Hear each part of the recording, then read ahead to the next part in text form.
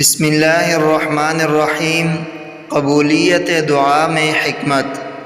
حضرت جابر رضی اللہ عنہ فرماتے ہیں کہ میں نے رسول اللہ صلی اللہ علیہ وسلم کو فرماتے ہوئے سنا، جو کوئی بندہ اللہ سے دعا کر کے مانگتا ہے، اللہ اسے یا تو اس کی مانگی ہوئی چیز دے دیتا ہے یا اس دعا کے نتیجے میں اس دعا کے مثل اس پر آئی ہوئی مصیبت دور کر دیتا ہے، جب تک اس نے کسی گناہ یا قطع رحمی یعنی رشتہ ناتا توڑنے کی دعا نہ کی ہو۔ امام ترمذی رحمۃ اللہ علیہ کہتے ہیں، اس باب میں ابو سعید خدری اور عبادہ بن صامت رضی اللہ عنہما سے بھی احادیث آئی ہیں۔